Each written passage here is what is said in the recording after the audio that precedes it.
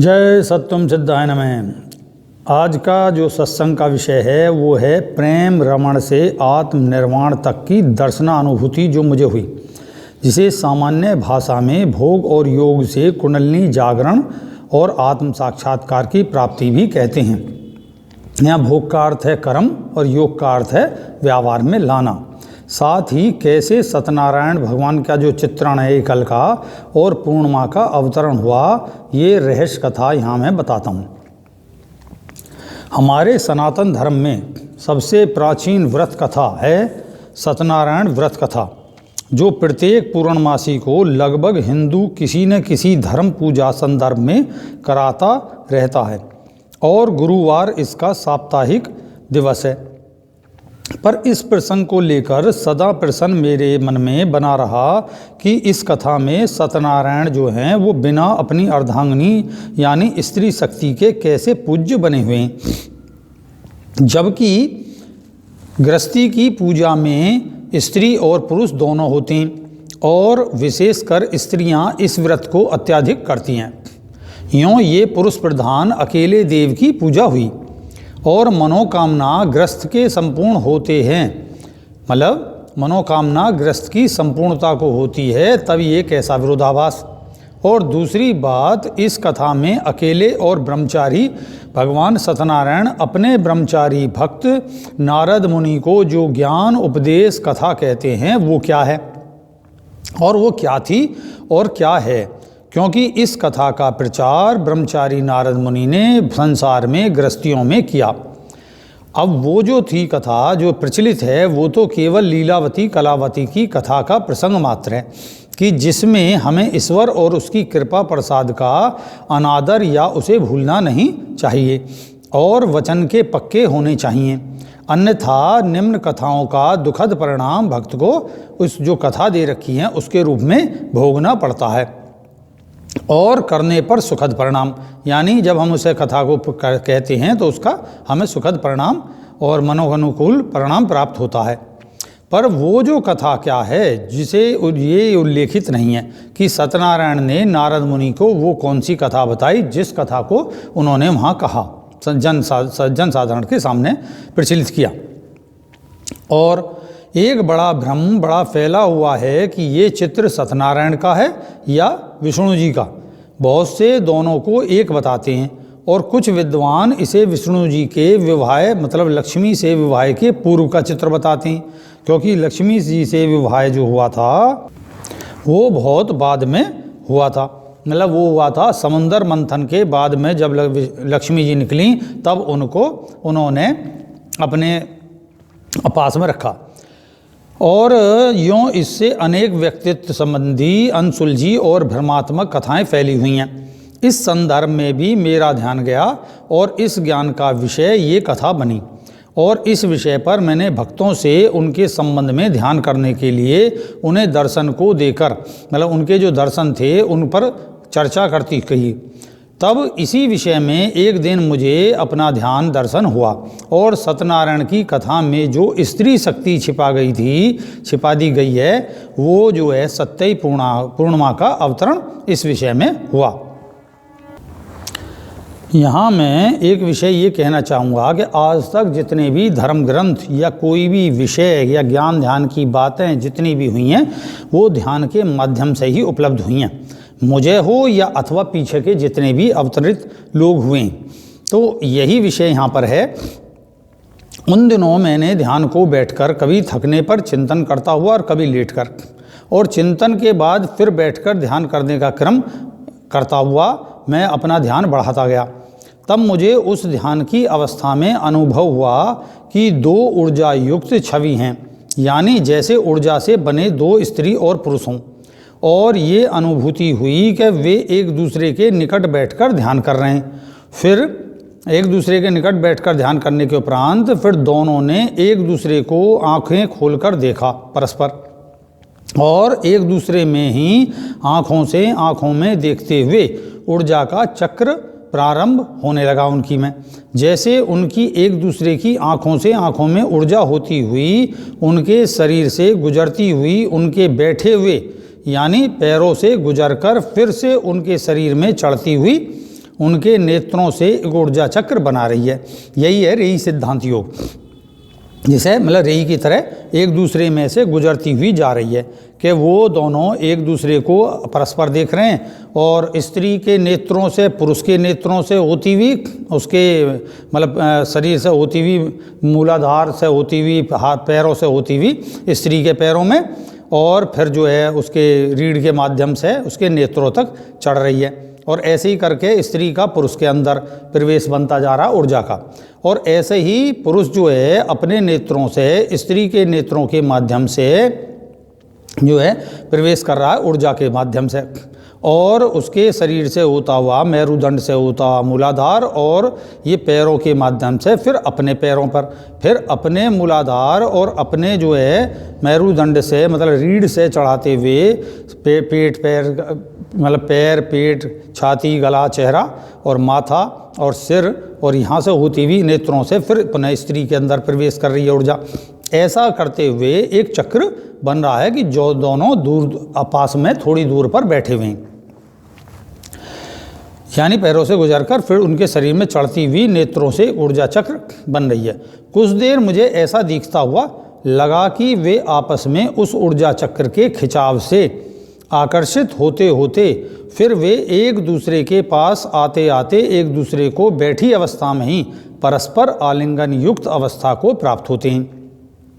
तब इस अवस्था में मैंने यहाँ 3 स्थितियाँ देखीं। नंबर 1, दोनों की परस्पर ऊर्जा का क्षेत्र मिश्रित होकर एक दूसरे को जो है अंडाकार वृत्त में घेर रहा है, और साथ ही दोनों की उसी ऊर्जा का मिश्रित ऊर्जा रूपी एक चक्र एक दूसरे में अनुलोम विलोम के रूप में धीरे धीरे गति करता हुआ तेज होता जा रहा है। मतलब जैसा भी ये पहले मैंने बताया है, इस तरीके से ही वो एक दूसरे में घूमते हुए चक्र बनाते हुए एक अंडाकार, क्योंकि गोल चक्र बन गया, और उसमें मिश्रित ऊर्जा मतलब दोनों की जो ऊर्जा थी, दोनों रंग की, दोनों का जो अपनी अपनी ऊर्जा है उसका जो मिश्रित रूप बना, उससे अनुलोम विलोम मतलब एक बार गया एक दूसरे में और फिर एक दूसरे से एक दूसरे में आया, इस तरीके से अनुलोम क्रिया होती रही। और इसी अवस्था में यहाँ ऐसा लगा कि पुरुष की ऊर्जा का चक्र स्त्री में मुख भाग से मतलब मुंह के भाग से मूलाधार तक जो है अंदर समाहित होता हुआ यानी अनुलोम चक्रित हो रहा है, अनुलोम चक्र बना रहा है। इसके विपरीत स्त्री का ऊर्जा चक्र उसके अपने मूलाधार की ओर से घूमता हुआ पुरुष के मूलाधार के भाग से उसके अंदर से होता हुआ मतलब पुरुष के अंदर से होता हुआ शरीर के मतलब जो पुरुष का शरीर है उससे चढ़ता हुआ पुरुष के मुख से निकलकर फिर से स्त्री के मुख में अंदर जाता हुआ, ऐसे ही स्त्री के शरीर से उसके मूलाधार चक्र तक जाकर फिर से पुरुष के मूलाधार चक्र में प्रवेश करता हुआ, और फिर से ऐसे ही पुरुष शरीर में चढ़कर पुरुष के मुख से स्त्री के मुख में विलोम गति से चक्रित हो रहा। अर्थात यहाँ मतलब स्त्री के मुख से निकला, पुरुष के मुख से गया, और उसके कंठ, हृदय, पेट मतलब मूलाधार मतलब ये जो सारा पैर है इससे होता हुआ स्त्री के पैर, उसके मूलाधार और उसका पेट, फिर उसकी छाती, फिर उसका गला और फिर उसका चेहरा, और फिर उसके मुख से फिर वापस पुरुष के मुख में। इस तरीके से ये एक विलोम चक्र बना रहा ऊर्जा का। फिर दूसरी स्थिति आई, जो दूसरी स्थिति का दर्शन हुआ उसमें पलटकर ये ही ऊर्जा का चक्र अब पुरुष के मूलाधार चक्र से स्त्री के मूलाधार चक्र में प्रवेश करता हुआ, मतलब जो पुरुष का मूलाधार है उससे स्त्री के मूलाधार चक्र में प्रवेश करती हुई ऊर्जा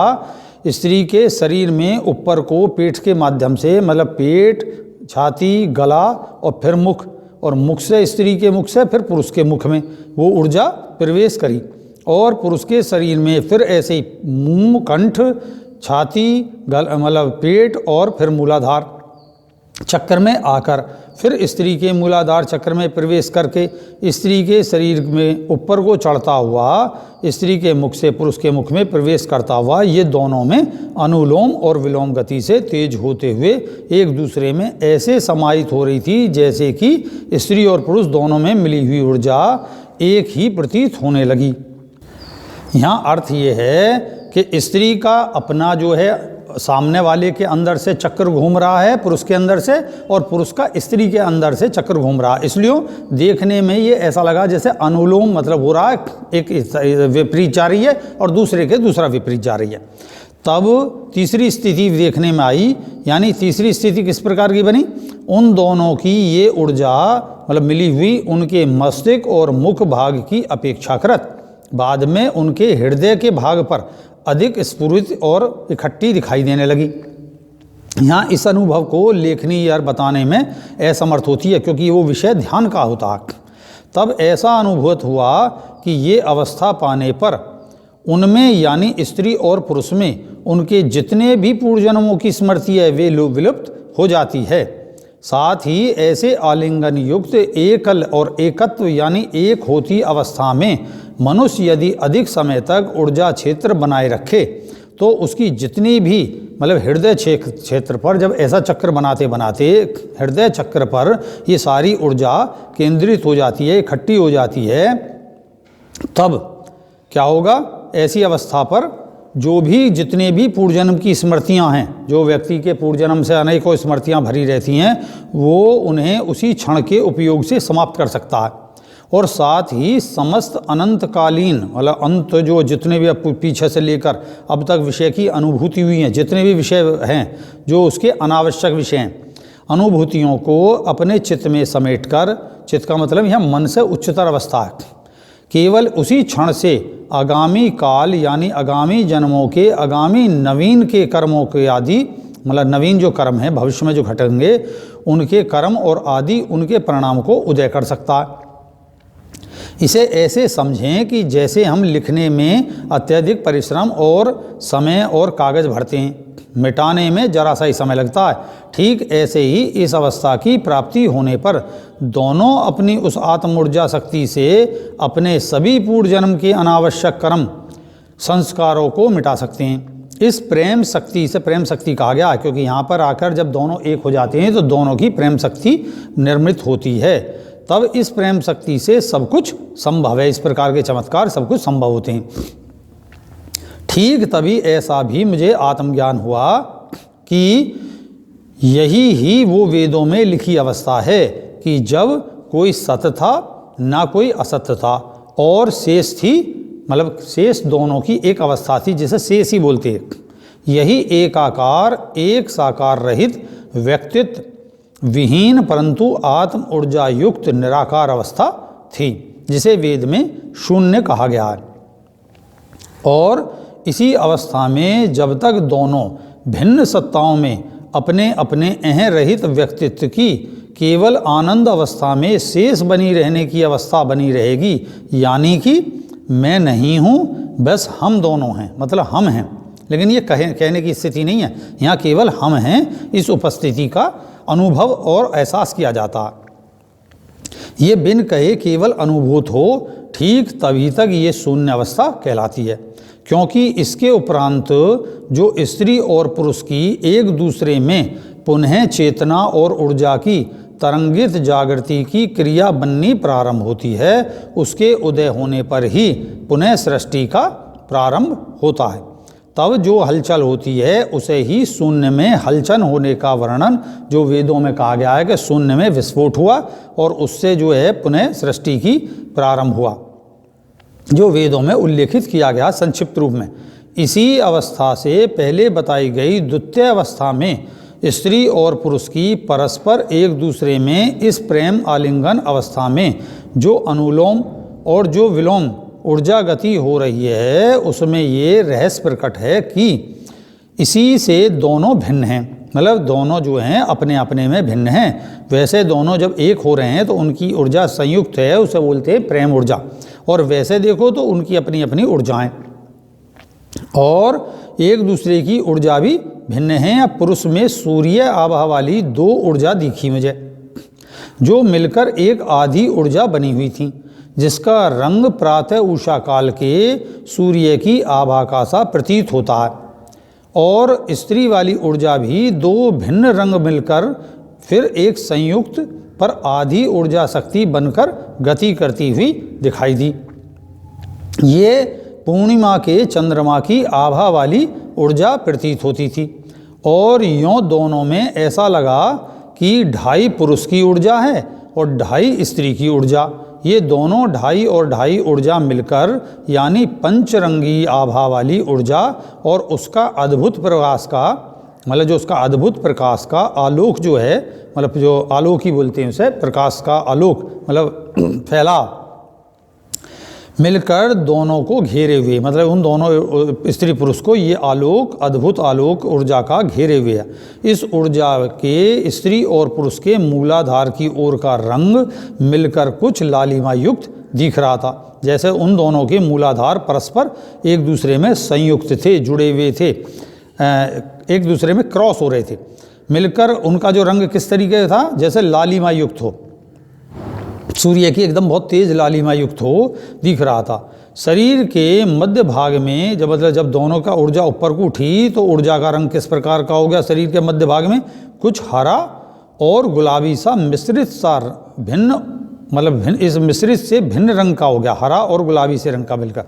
और सिर के ऊपर को जब उठा ये ऊर्जा का चक्र तो चमकीली आभा वाला श्वेत रंग का प्रभाती प्रकाश दिख रहा था, जैसे मतलब श्वेत रंग हो गया हो चारों तरफ और उसमें मतलब एक चमक हो,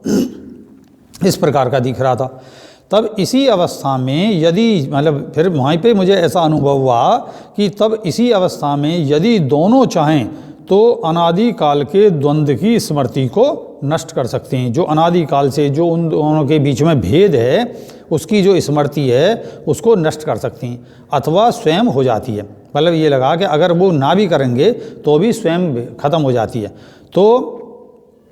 ऐसा ज्ञान लगा। उसके उपरांत की अवस्था में दोनों के हृदय में से ये संयुक्त ऊर्जा दोनों के मूलाधार तक आई दिखी, मतलब वापस लौटकर ऊपर से होती हुई वापस इन दोनों के मूलाधार में मुझे आती हुई दिखाई दी। और तब लगा कि पुरुष स्त्री के सीधी ओर था, उससे पुरुष की ऊर्जा स्त्री में प्रवेश की और ठीक यही अवस्था मुझे पुनः आत्मज्ञान उद्भासित होते हुए, मतलब उसका जो आत्मज्ञान मेरे अंदर जो प्रकट हुआ और उसे जो उस समय जो धीरे धीरे जो शब्द बोले गए वे कुछ संधि विच्छेद की भांति उच्चारित थे, जैसे कि सत्य, नार और आयन, मतलब सत्य, नार और आयन। और लगा कि जो पुरुष है वो सत्य है, उसके सामने जो स्त्री है वो ओंकार स्वरूपी यानी नार है, उसमें जो कुछ ऊर्जा संयुक्त होती हुई प्रवेश कर रही है वो आयन, मतलब आयन माने प्रवेश करना। तो वेदों में क्या कहा गया है इस चीज को लियो कि पुराणों में कि सत्य की मतलब ईश्वर की ऊर्जा जल में प्रवेश करी, ये वहाँ उन्होंने व्याख्या करी है। जबकि उसको जो मैंने यहाँ देखा कि सामने जो स्त्री है यानी नार है उसमें कुछ ऊर्जा संयुक्त उसके साथ, मतलब उसकी जो स्त्री की ऊर्जा है उसके साथ जुड़कर उसके अंदर प्रवेश कर रही है, वही आयन है। अर्थात सत्य पुरुष की ऊर्जा का नार में प्रवेश या अवतरण होना ही सत्यनारायण का स्त्री और पुरुष की युगल मतलब एक संयुक्त अवस्था का नाम है। इसमें मतलब पुरुष अलग नहीं है और स्त्री अलग नहीं है। सत्य जो मतलब पुरुष है उसका जब स्त्री के साथ संयुक्त एक अवस्था हुई, यहाँ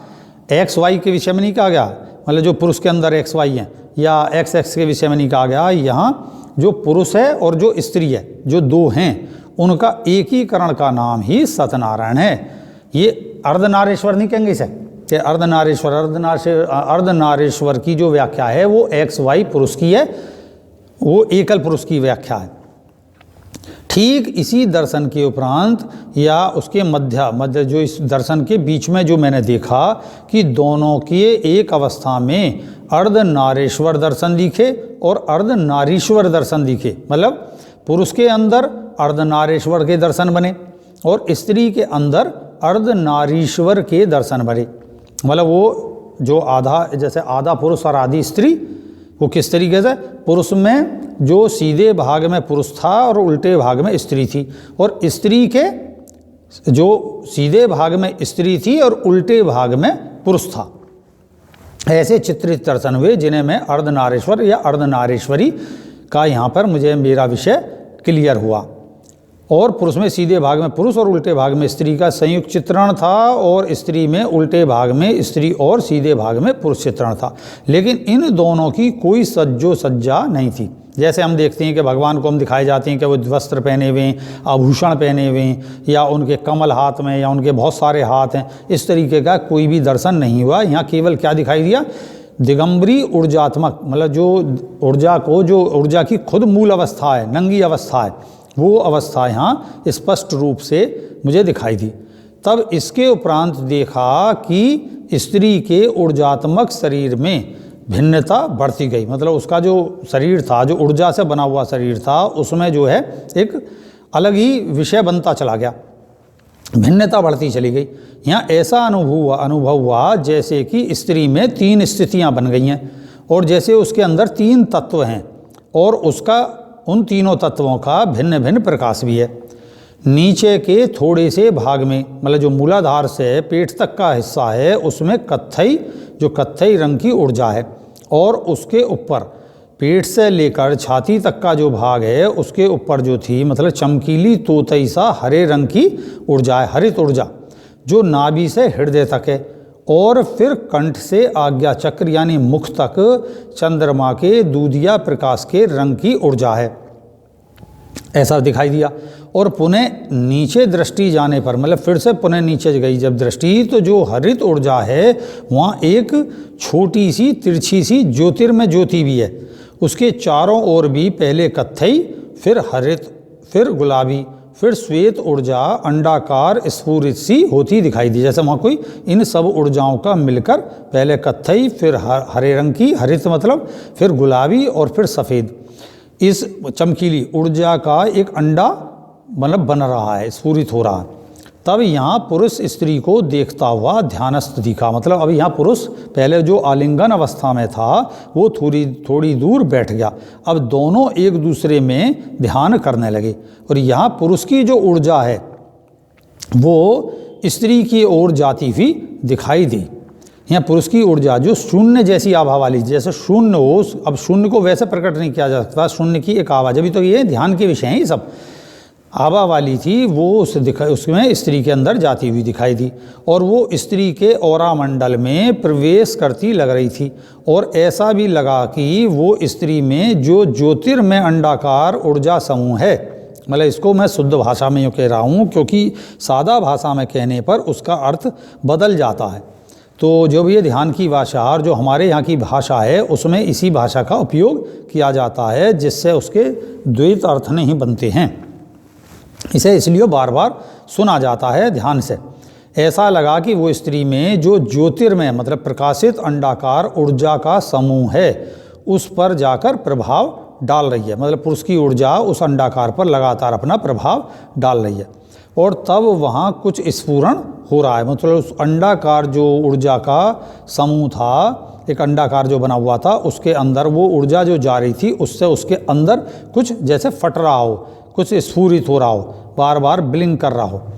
तब इस दृश्य पर मेरी जिज्ञासा गई और गहनता से, मतलब उसमें फिर और मैंने ध्यान का विषय बढ़ाया, अंदर की ओर झांका। तब गहनता से देखते हुए पाया कि वहाँ पहले स्तर पर स्त्री शक्ति की ऊर्जा अधिक है, मतलब जहाँ जैसे अंडाकार जो था उसमें स्त्री की जो शक्ति है वो पहले से अपेक्षा ज़्यादा है। उसके उपरांत कुछ समय और लगा, तब अनुभूति हुई कि अब पुरुष की ऊर्जा अधिक है वहाँ पर। तब ऐसा लगा, ज्ञान आभासित हुआ कि ऐसा ज्ञान महसूस हुआ जैसे कि पहली अवस्था स्त्री के शिशु रूप कन्या की है, और उसके उपरांत ही जो मतलब जो अब ऊर्जा जो संयुक्त हो रही है पुरुष की वो रूपी लड़के की है। यूँ लगा कि जन्म समय में भ्रूण पहले स्त्री यानी कन्या स्वरूप होता है, इसके उपरांत इसके बाद में पुरुष स्वरूप होता है। और यदि यहाँ इन्हीं दो स्तरों पर जन्म होता है तो पहले कन्या, उसके उपरांत आगामी स्तर पर लड़का का जन्म होता है। या ऐसा मुझे ज्ञान हुआ। यही बाद में ध्यान उपरांत चिंतन करने पर लगा कि जो आयुर्वेद में कन्या भ्रूण को पुरुष भ्रूण में बदलने की जो औषधि प्रयोग है, समाज में भी प्रयोग है कि भाई ऐसा दे दें और इस तरीके का हम उसमें कोई दवाई दें जिससे जो है स्त्री बदलकर पुरुष में तब्दील हो जाए, मतलब कन्या जो है पुरुष में पुत्र में तब्दील हो जाए, ऐसा समाज में जो फैला हुआ विषय है आयुर्वेद का जो प्रचलित है वो यहाँ पर संभव दिखाई दिया। इसी योग दर्शन पर आधारित होगा। जब मैं बोला भाई इसी योग दर्शन पर आधारित होगा जो योगियों ने ये विषय आयुर्वेद में निकाला। इस विषय पर फिर मैं और कहीं कहूँगा, ये विषय विस्तार का अलग है, यहाँ पे योग का है। और स्त्री में स्वरों के सूर्य और चंद्र के समस्वर के चलते हुए गर्भाधान स्थिति में बीज स्वरूप भ्रूण जन्म लेता है, जिसे किन्नर कहते हैं। जैसे मान लो अगर ये अवस्था चल रही है ध्यान की, परस्पर दोनों ध्यान कर रहे हैं, तो अगर स्त्री में सूर्य स्वर की मतलब गति हुई तो उसको पुत्र की प्राप्ति, और अगर उसमें चंद्र स्वर, ठंडे स्वर, उल्टा स्वर की जो चली तो उसको कन्या की प्राप्ति। और अगर इस सूर्य और चंद्र के सम मतलब दोनों स्वर समान रूप से चल रहे हैं और उसमें गर्भाधान की स्थिति, ये ध्यान की स्थिति हो गई, तो बीज स्वरूप भ्रूण जो जन्म लेगा वो किन्नर अर्थात हिजड़े का जन्म होता है। इस विषय पर भी मैं फिर और कभी कहूँगा विस्तार से। यह सब ज्ञान दर्शन यहाँ नहीं हुआ, अनुभव हुआ, बाद में हुआ। अनेकों बार मुझे ऐसे अनुभव होते हैं, उनका संयुक्तिकरण है। ये तो यहाँ लगातार एक ही दिख रहा है। तब अंत में देखा कि स्त्री से एक एक करके 2 पूर्ण ऊर्जा पिंड मूलाधार से प्रसव हुए, जैसे उसके मूलाधार से बाहर निकले हों, जैसे प्रसव होता है उस तरीके से वो बाहर 2 ऊर्जा के पिंड निकले। एक स्त्री स्वरूप था और दूसरा पुरुष स्वरूप था। यहीं निकट बैठे पुरुष ने अपनी ध्यान मुद्रा भंग की, मतलब जब उसने देखा कि ऐसा हो गया तो उसने अपनी आंखें खोली, ध्यान से उठा, और दोनों बच्चों को वो जो पिंड थे ऊर्जा के, जो बिल्कुल शिशु की भांति, लड़की और लड़के की भांति लग रहे थे, उसने अपनी गोद में उनको उठाया और अपने मतलब उनके कान के निकट ले जाकर अपने मुख से कुछ शब्द उच्चारित किए। तब बाद में मुझे चिंतन से ज्ञान हुआ कि पुरुष ने अपनी और स्त्री की स्वयं की प्रतिमूर्ति का नामकरण ये उच्चारण किया था। अब वो नामकरण क्या था ये तो बहुत बाद में ज्ञात हुआ। उसका नाम उन्होंने लिया था उसमें हंसी और अमोघ अरंज, ये दोनों नाम, मतलब हंसी तो जो कन्या थी उसका नाम रखा, और अरंज और अमोघ जो रखा वो पुत्र का नाम रखा। लेकिन संभव है ये यों ज्ञात नहीं हुआ, क्योंकि इसमें ये विषय भी है कि अगर ज्ञात हुआ या मुझे ज्ञात नहीं हुआ तो क्यों नहीं हुआ, क्योंकि अनंत स्त्री और अनंत पुरुष प्रतिमूर्तियों के अनंत नाम हैं। मतलब हर बार अनंत नाम रखे गए, ये सृष्टि अनंत बार दोहराई गई है, इसलिए वो नाम भिन्न भी हो सकते हैं और भिन्न भी हो जाते हैं। लेकिन यहाँ पर ये नाम दिए गए क्योंकि कुछ तो नाम देंगे वह। पर मुझे ऐसा भी लगा जैसे ये ही शब्द का पुनर्जागरण या अवतरण है, मतलब जो शब्द सबसे पहले उच्चारित होता है नाद, जैसे वहाँ पे एक नाद की उत्पत्ति ये भी हुई कि स्त्री के नाद के लिए उन्होंने ईम बीज मंत्र का उच्चारण करा, ओम का उच्चारण करा, ऐसे ही पुरुष के अंदर भी ईम और ओम का उच्चारण किया। मतलब इस तरीके के पुनर्जागरण अवतरण बोला जाता शब्द का, जैसे कहते हैं ना रूप रस गंध शब्द स्पर्श इनका उदय हुआ, तो शब्द सबसे पहले हुआ। तो वेदों में जो घोषणा है कि जब शून्य से हलचल हुई और उसमें विस्फोट हुआ तो सबसे पहले शब्द का उच्चारण हुआ, जिसको उन्होंने लिखा है एको बहुश्याम, एक से अनेक हो जाएं। तो ये शब्द का उच्चारण हुआ। तो उस शब्द में बहुतों का विस्तार है, बहुतों का कथन है कि ओम का हुआ और जो यौगिक है ईम का हुआ। तो फिर इनसे शब्द वर्णाक्षर भाषा बनती गई, जो यहाँ कुछ बहुत दर्शन स्मृति और लेखन कहने में की अभिव्यक्ति से परे है, जो मेरे मतलब इसको ज़्यादा ऐसा अभिव्यक्त नहीं किया जा सकता कि ये क्या हो रहा वहाँ पर उस समय। और जो कुछ हुआ उसका निष्कर्ष जो मैं बोल ही रहा हूँ कि सत्य पुरुष ने अपनी नार में अपना बीजारोपण करके, जो अपना मतलब रिलेशन करने के उपरांत जो बीजारोपण करके जो नवीन सृष्टि की, वही दोनों का स्वरूप ही सत्यनारायण नाम है, जिसमें स्त्री सत्य की शक्ति ही सत्य ही है। और दोनों में ये प्रेम योग क्रिया से ही समस्त क्रिया योग का जन्म है। जो इनमें दोनों में जो प्रेम का लेना और देना ऊर्जा के रूप में परस्पर हो रहा है, और वो भी ध्यान करते हुए, रमण करते हुए, उसे एक हमारे यहाँ, जैसे हमारे यहाँ एक शब्द का उपयोग है भोग,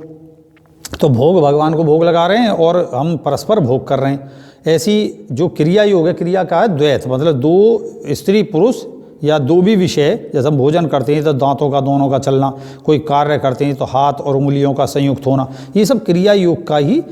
वर्णन होता है शरीर में। तो इसमें यहाँ पे विषय क्या है? प्रेम योग, क्योंकि यहाँ क्रिया योग क्रिया का, कर्म का आधार नहीं है, यह प्रेम का आधार है, इसलिए यह क्रिया योग को प्रेम क्रिया योग कहा गया है।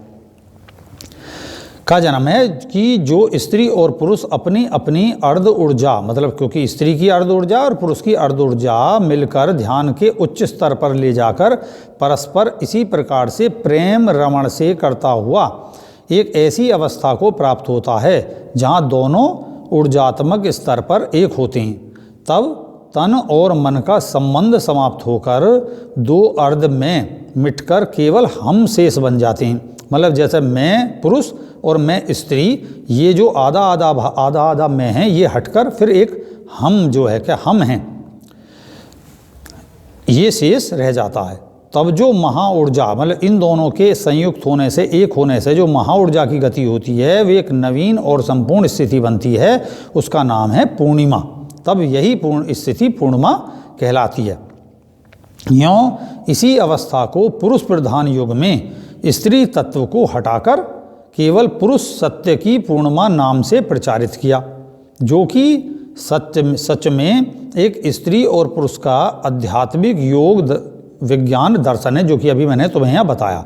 और इसका अपने ग्रस्त जीवन में जो स्त्री और पुरुष पालन नहीं करता है, वो अपूर्ण संतति, मतलब अपूर्ण संतान और अपूर्ण प्रेम की प्राप्ति करता हुआ दुखद जीवन को जीता है। यों नारद मुनि का जो सत्य ब्रह्म और सत्य पुरुष और सत्य स्त्री के संयोग से उत्पन्न पुरुष ब्रह्मचर्य प्रतीक संतान और भविष्य का मनुष्य को दिए जाने वाला पीढ़ी दर पीढ़ी ज्ञान अर्थ हुआ, जो अभी मैंने यहाँ सब कहा है। इसे जो नहीं मानता वो दुख पाता है। इसी स्त्री के ऊर्जात्मक स्वरूप में अनुभव हुआ कि स्त्री शक्ति विध्वंसक नहीं है, बल्कि सृजनहार और पालक है, और स्वयं की आकर्षण शक्ति से सत्य ब्रह्म पुरुष जो है उसको आकर्षित करते हुए अपने में आत्मसात करती है। तब इससे उसके अर्धबीज को अपने में ग्रहण करती हुई अपने में उसे अर्धबीज से संयुक्त करके, मतलब जोड़कर पूर्ण बनाती है। अब यहाँ शब्द जैसे संयुक्त करना और जोड़ना, दोनों में भिन्नता है। संयुक्त शब्द की परिभाषा बहुत वैसी है, और जोड़ना तो ऐसा हो गया जैसे किसी ने अपने को जोड़ लिया इसलिए संयुक्त करके पूर्ण बनाती है। यों उसके अंदर पुरुष की अपेक्षा अधिक कलाएं संपूर्ण और प्रकाशित होती हैं, स्वरूप हैं। वो कैसे? वो पुरुष के अर्ध अष्ट शक्ति और अपने अर्ध अष्ट शक्ति दोनों को मिलाकर अपने अंदर 16 कलाओं को अपने में मिलाकर षोडशी शक्ति कहलाती है। जो यहाँ षोडशी अवतार कहा गया है वो स्त्री के लिए है। तभी यही पूर्णिमा का स्वरूप जो चित्रण है पूर्णिमा कहलाती है, कि पूर्णमासी को जो पूर्णिमा की कला पूरी कहलाती है, 16 कलाएं पूर्ण हो जाती हैं कि अब ये पूर्णिमा का प्रकाश हो रहा है, वो यहाँ अर्थ है। यूँ इसके उपरोक्त चित्र जो है प्रदर्शित हैं। और यहाँ मेरा ऊर्जात्मक दर्शन अनुभूति में स्त्री और पुरुष का गौर, मतलब गोरा रंग और सांवला रंग का नहीं दिखना भी यही अर्थ है। मतलब वहाँ मुझे कोई रंग इस तरीके का नहीं दिखा, ये बाद में अनुभूति हुई और दर्शनों में गोरे रंग की या सांवले रंग की स्त्री।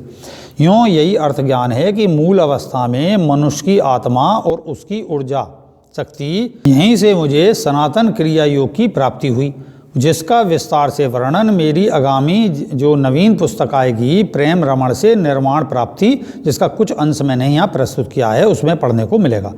इसी का अनुभव और संक्षिप्त क्रिया योग 87 भक्तों को दीक्षा के रूप में मिला है कि आप ब्रह्मचर्य अवस्था में अपने स्वयं में अभ्यास करो, और ये उत्तर मार्ग साधना कहलाती है। और ग्रस्त जीवन में अपने अर्ध विपरीत शक्ति में ऊपर बदल, जैसे पुरुष को स्त्री में और स्त्री को पुरुष में बताई गई विधि से प्रेम रमण करते हुए ध्यान साधना करोगे तो यही सच्ची वाम मार्ग साधना कहलाती है। यूँ जब भी कोई ध्यान करता,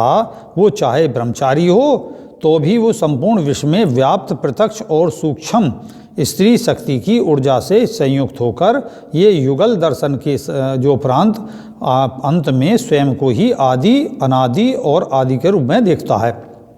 अतः प्रथम स्वरूप देखता है, और जो गृहस्थी है वो भी देर सवेर प्रत्यक्ष की अपनी प्रत्यक्ष यानी अपनी स्त्री या पुरुष शक्ति के साथ रमित होता हुआ इस आध्यात्मिक योग के संयुक्तीकरण के द्वारा स्वयं और विपरीत शक्ति के युगल स्वरूप यानी अर्धनारीश्वर और अर्धनारेश्वर रूप का दर्शन करता है, और उसके उपरांत स्वयं को ही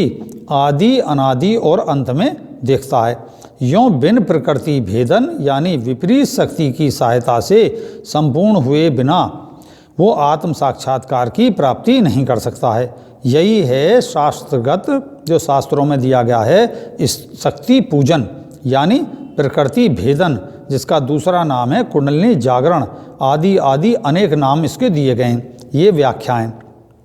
यों स्वयं दृष्टा के अपने सभी दर्शनों के अंत में निर्विचार या निर्विकल्प समाधि अवस्था के उपरांत भी शाश्वत रहना और उसका नवीन रूप में नवीनता लिए हुए अनंत काल को पुनर्जागरण होना, जिसे वेदों में शून्य से सृष्टि आदि क्रम बताया गया है।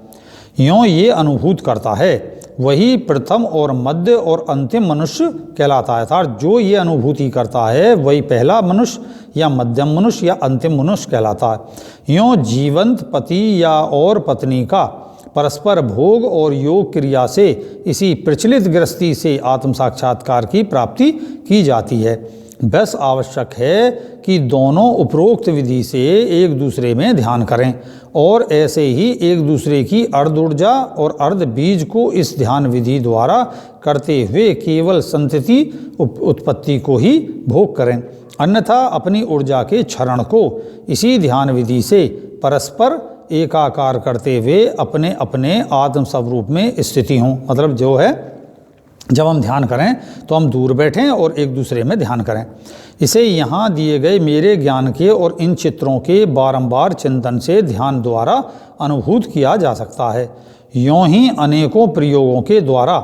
गुरुओं ने अपने ब्रह्मचारी स्त्री और पुरुष शिष्यों को अपने अपने यानी गुरु में ध्यान करने को निषेध किया, क्योंकि जिससे गुरु की जो शक्ति है वो रुक ना जाए।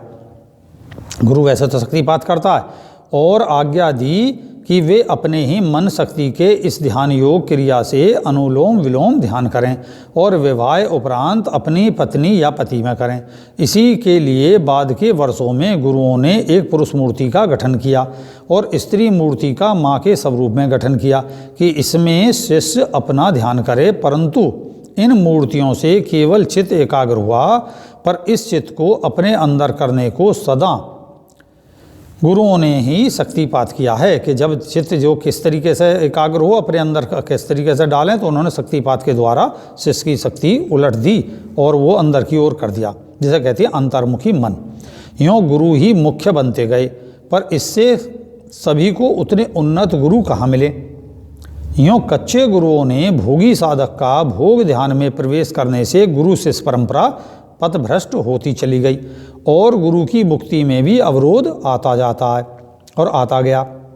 साथ ही गुरु कितनों को शक्तिपात करेगा और कब तक करेगा, ये विषय पर फिर कभी मैं आगे विस्तार से कहूँगा। यूँ अपने में ही ध्यान करो और अपने इस अनुभूति दर्शन का जो भी भक्त निरंतर ध्यान और चिंतन करता है वही अपने जीवन में दिव्य प्रेम और दिव्य ज्ञान की प्राप्ति करता हुआ अंत में आत्म साक्षात स्वरूपी स्वयं मोक्ष को प्राप्त हो जाता है। यही सत्यनारायण की पूर्णिमा कथा है और मेरे इसी 16 कला युक्त जो यही मेरे 16 कला युक्त स्त्री शक्ति के प्रतीक पूर्णिमा देवी के अनुभूति दर्शन है। इस दर्शन के उपरांत अनेक भक्तों को उनके ध्यान में पूर्णिमा देवी के दर्शन होने प्रारंभ हुए, कृपा भी हुई। यहाँ मैंने ये ज्ञान दर्शन संक्षिप्त में कहा है। इसी पर 87वीं धर्म ग्रंथ दर्शन है, जिसका अध्ययन पाठक हमारी वेबसाइट satyasmi.org पर भी कर सकते हैं। जय सत्योम सिद्धाय नमः। तारक नाम सभी समय, बोलो सत्योम सिद्धाय नमः।